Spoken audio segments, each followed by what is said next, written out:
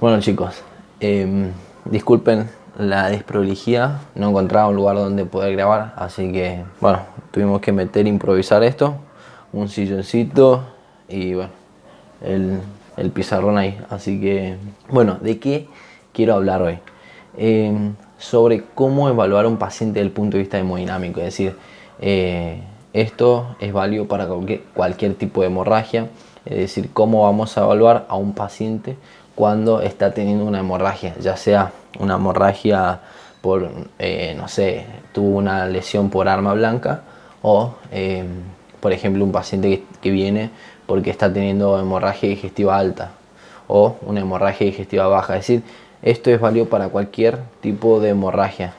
Entonces, ¿cómo vamos a evaluar a un paciente desde el punto de vista hemodinámico? Seguro escuchaste muchas veces esa palabra y por ahí no sabes a qué nos referimos con eso, pero básicamente es evaluar al paciente desde el punto de vista de cómo está con respecto a la circulación, al estado mental del paciente.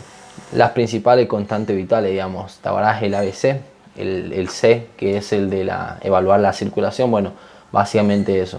Para esto, entonces bueno, todos los ruidos, así nomás es el tema con esto de la grabación. Bueno, para esto entonces le voy a mostrar un cuadro en el cual en la parte superior, acá arriba, le voy a mostrar cómo se clasifica la hemorragia de acuerdo a la severidad, digamos, de acuerdo a la gravedad.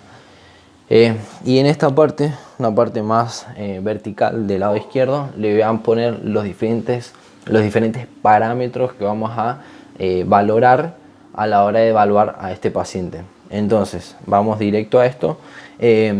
Por ahí esto lo que sucede es que no es difícil de entenderlo, pero de hecho es bastante fácil.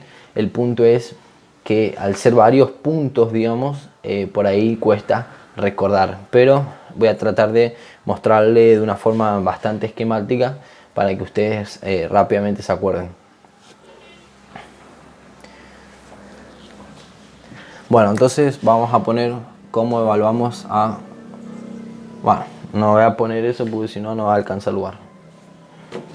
Pero básicamente el video se trata de cómo evaluamos a un paciente desde el punto de vista hemodinámico. Entonces, vamos a colocarlo así. Vamos a tener que la hemorragia se va a clasificar de acuerdo a la intensidad o de acuerdo a la gravedad. Vamos a tener grado 1, grado 1, grado 2, grado 3 y grado 4. Esta también llamada leve, moderada, grave o también masiva, una hemorragia masiva, y esta hemorragia cataclísmica. Entonces, leve, moderada, grave y cataclísmica.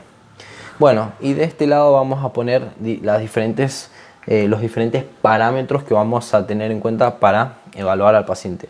En primer lugar vamos a tener en cuenta la cantidad de sangre que el paciente está perdiendo.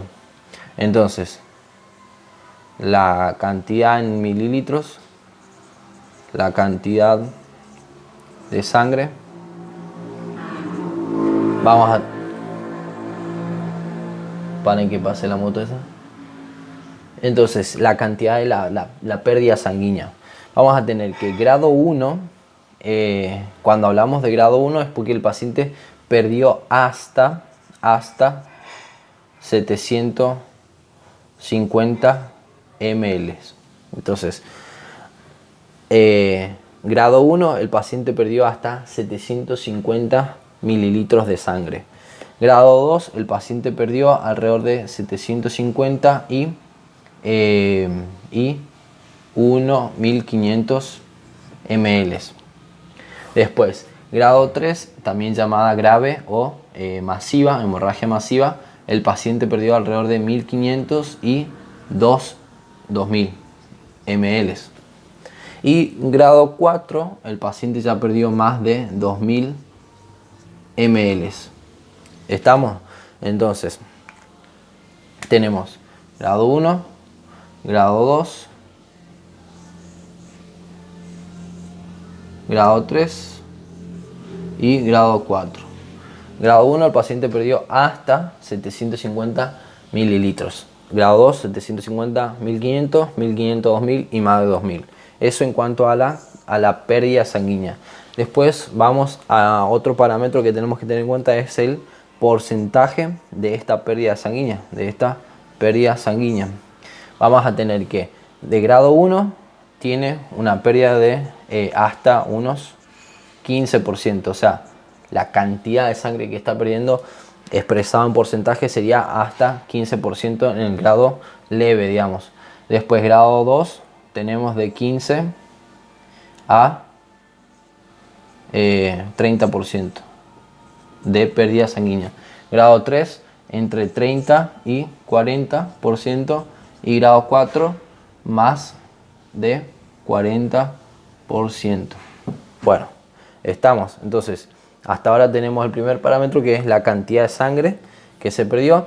Esto expresado en porcentaje. Y ahora el otro punto importantísimo que tenemos que evaluar es el tema, digamos, al paciente ahí en la guardia, es el tema de la presión arterial. Entonces la TA. Acá hay algo que tengo que aclarar, es que las dos principales constantes vitales que vamos a tener en cuenta son la frecuencia cardíaca y la presión arterial. ¿Qué es lo primero que se va a alterar cuando un paciente está perdiendo sangre? La frecuencia cardíaca es lo primero que se altera. Acuérdate, si no sabes cómo está dado, digamos, la presión arterial, tengo un video en el cual te explico bien específicamente cómo la fórmula, digamos, cómo está dado la presión arterial, de qué depende y todo eso. Bueno, entonces vamos a tener que grado 1, el paciente tiene la presión arterial normal. Bueno, grado 2 tiene normal o hipotensión ortostática. ¿Cómo hacemos para saber si el paciente tiene hipotensión ortostática? Bueno, lo que hay que hacer es sentarlo al paciente con las piernas hacia abajo y esperar unos 5 minutos y ver si tiene hipotensión o sea, una caída de 40 milímetros de mercurio de lo normal, o un aumento de la frecuencia cardíaca más de 20 latidos por minuto.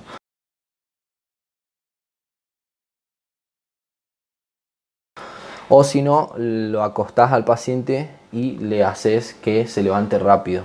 Ahí el paciente entonces se va a evaluar si tiene hipotensión ortostática.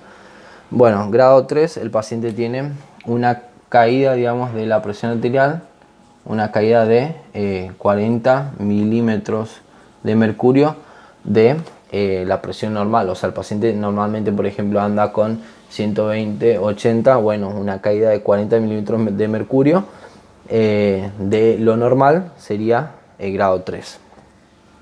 Y grado 4 ya tiene muy baja. Entonces acordate así, muy baja. Bueno, después tenemos el otro parámetro importantísimo, es el tema de la frecuencia cardíaca. Vamos a borrar esto. Entonces, esto primero, el tema de la frecuencia cardíaca. Acuérdate que lo primero que se va a alterar es la frecuencia cardíaca en un paciente. Entonces, si el paciente tiene una frecuencia cardíaca, si tiene un grado 1, o sea, leve, entonces la frecuencia cardíaca va a estar menor de 100. El punto de corte que vamos a utilizar va a ser 100, entonces menos de 100 latidos por minuto. Después, grado 2, el paciente va a tener más de 100 latidos por minuto, o sea, va a estar en taquicardia. Grado 3 ya está arriba de 120 y grado 4 ya arriba de 140 latidos por minuto. Otro parámetro después para evaluar es el tema de la frecuencia respiratoria. Grado 1, el paciente tiene alrededor de 14 o a 20 respiraciones por minuto. Grado 2 tiene entre 20 y 30 respiraciones por minuto. Grado 3 tiene entre 30 y 35 respiraciones por minuto. Y grado 4 más de 35 respiraciones por minuto. Bueno, después el tema de la diuresis.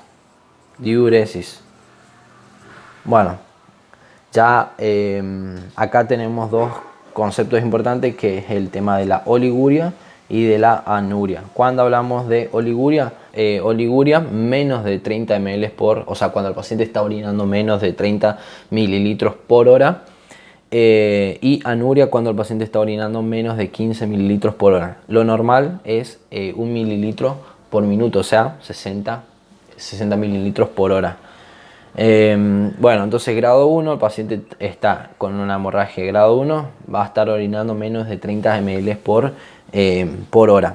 Grado 2, entre 20 y 30. Grado 3, entre 5 y 15 mililitros por hora. Y ya grado 4, el paciente ya directamente no hace nada, o sea, es insignificante. Después, otro parámetro importantísimo es el tema del estado mental del paciente. Estado mental. Entonces, en este grado 1, el paciente se encuentra con una cierta ansiedad leve. Grado 2 se encuentra con una ansiedad moderada. Grado 3 ya se encuentra con ansiedad y confusión. Y grado 4 ya se encuentra confuso y letárgico. Acordate de los grados de estado mental de un paciente. Teníamos estado vigil, cuando el paciente está con los ojos abiertos. Grado está, digamos, te responde, todo bien. Grado después estado vigil, después somnoliento, después viene confuso y después el tema de en coma. Entonces, vigil, somnoliento, también por ahí lo puedes encontrar como obnubilado, confuso o letárgico, y por último el paciente se encuentra en coma. Bueno,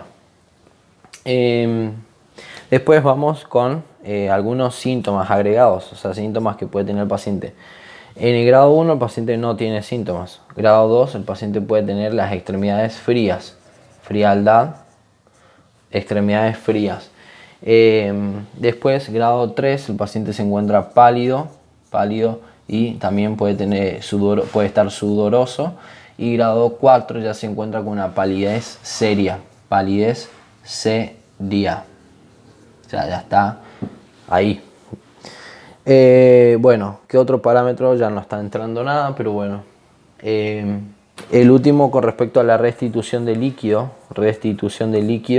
vamos a tener que en grado 1 hay que darle cristaloides. Grado 2 también lo mismo, cristaloides. Grado 4, cristaloides más sangre. Y grado 4 también cristaloides más sangre. ¿Estamos? Bueno, entonces grado 1 y 2, cristaloides solamente. Grado 2, 3 y 4, cristaloides más sangre, y lo mismo en el 4. Pero entonces, recordá, las principales cosas que tenés que acordarte es el tema de la frecuencia cardíaca, que es lo primero que se altera. Luego, el tema de la presión arterial. Y después te vas a ir, digamos, del punto de vista clínico, vas a ver los síntomas del paciente. Acordate que al principio grado 1 no, después el paciente se encuentra con las extremidades frías, después pálido, sudoroso, y ya cuando está muy pálido quiere decir que está muy grave el paciente. Y todo eso lo vas correlacionando con la cantidad de sangre que puede llegar a estar perdiendo. Bueno, y también el estado mental del paciente. Ahora, una forma rápida, digamos, de también valorar esto es la siguiente. Vamos a tener que el paciente se encuentra en un estado leve, en un estado moderado o un estado grave. Cuando decimos que el paciente está leve, vamos a tener como punto de corte 100. Entonces, miramos dos cosas, la frecuencia cardíaca y miramos la TA. O sea, la presión arterial. Entonces, rápidamente miramos la frecuencia cardíaca y la TA. Si el paciente tiene una frecuencia cardíaca menos de 100, todo ok. Y miramos la presión arterial, está arriba de 100, la sistólica, el paciente podemos decir que está en un estado leve de hemorragia. Por lo tanto, dijimos que cuánto el porcentaje de pérdida de sangre que podría llegar a tener este paciente, hasta unos 750 ml. Es decir, un 15% más o menos.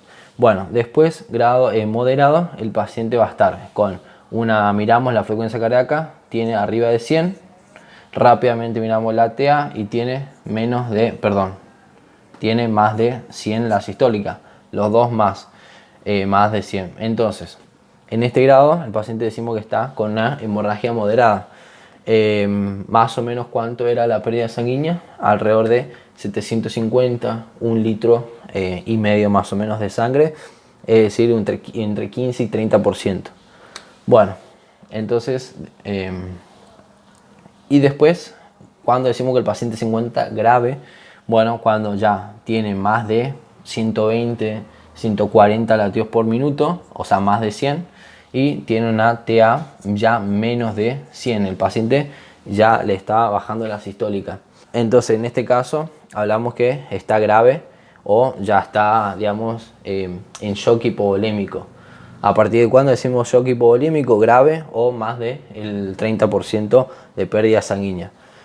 Entonces, ¿por qué lo primero que se altera es la frecuencia cardíaca? Bueno, porque lo que trata de hacer el organismo antes de bajar la TA es tratar de compensar, digamos, aumentando la frecuencia cardíaca. Acordate que la presión arterial, esto ya te lo expliqué en un video, dependía de dos cosas, del gasto cardíaco y de la resistencia vascular periférica. El gasto cardíaco a su vez dependía del volumen sistólico y de la frecuencia cardíaca. Entonces lo primero que va a modificarse es la frecuencia cardíaca. El organismo detecta una baja, digamos, una pérdida sanguínea. Entonces, ¿qué hace? Manda una señal al corazón para que aumente la frecuencia cardíaca para tratar de mantener la presión arterial, digamos, estable. Bueno, y otra cosa, siempre buscar los signos de hipoperfusión. ¿Cuáles son los signos de hipoperfusión?